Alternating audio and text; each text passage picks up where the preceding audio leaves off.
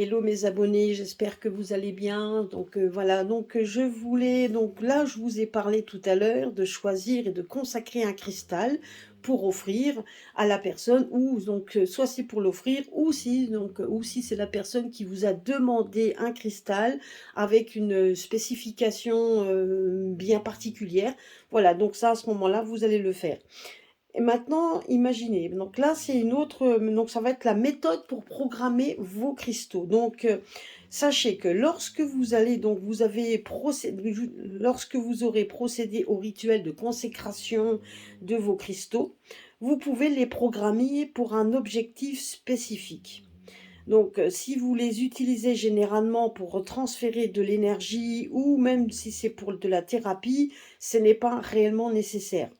Mais si vous voulez leur attribuer une tâche particulière ou une certaine forme de thérapie, donc il faut mieux les programmer précisément. Donc il faut choisir ces mots avec soin ou vous risquez de déstabiliser les énergies du cristal. Alors pour ce faire, vous allez prendre votre cristal à programmer. Alors peu importe le cristal, hein, donc là vous ai mis une petite panelle donc de cristaux.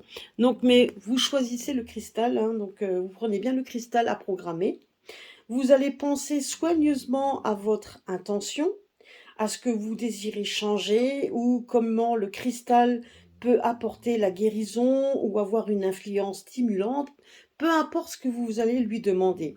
Vous allez formuler mentalement la phrase « Je souhaite que ce cristal protège ma porte d'entrée » par exemple, ou « Je souhaite que ce cristal m'aide à guérir de mes maux de tête » ou voilà, donc ou autre chose. Donc je souhaite que ce cristal puisse m'apporter donc la verve nécessaire pour mon entretien d'embauche, etc., etc. Quand vous êtes sûr de votre intention, vous allez prendre le cristal dans vos mains et vous allez vous sentir, essayer de sentir son énergie. Quand vous vous sentez connecté spirituellement à votre pierre, vous allez prononcer votre intention à voix haute et en articulant. Vous allez le répéter 2 ou 3 fois pour la fixer fermement dans le cristal. Par exemple, je souhaite que ce cristal m'aide à guérir de mes maux de tête. Et vous allez le répéter au moins 2 ou 3 fois. Hein. Et après, vous allez vous ouvrir à cette sagesse intérieure et vous allez suivre les directions qu'elle vous indiquera. Donc, il faut vraiment que vous soyez en connexion avec votre pierre. Hein. Et quand vous sentez intuitivement que votre intention est intégrée au cristal, vous allez le déposer et vous en éloigner. Et si vous voulez utiliser un cristal déjà programmé pour une autre fonction, vous allez devoir le nettoyer avant de le réactiver.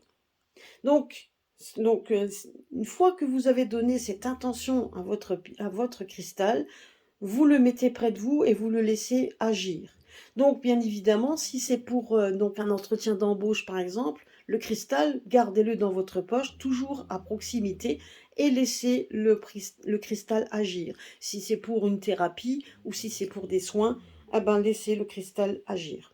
Donc, sachez que tous les cristaux, que ce soit des cristaux bruts, des cristaux ou des cristaux qui ont été nettoyés, hein, qui ont été polis, ben, c'est exactement la même chose. Hein.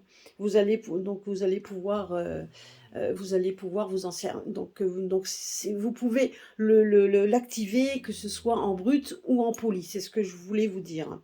Maintenant, donc comme me dire, donc et tant que vous n'avez, alors il faut savoir que là, le cristal que vous allez avoir, que vous allez activer, tant que vous ne le nettoyez pas, le cristal agira pour ce que vous lui avez demandé.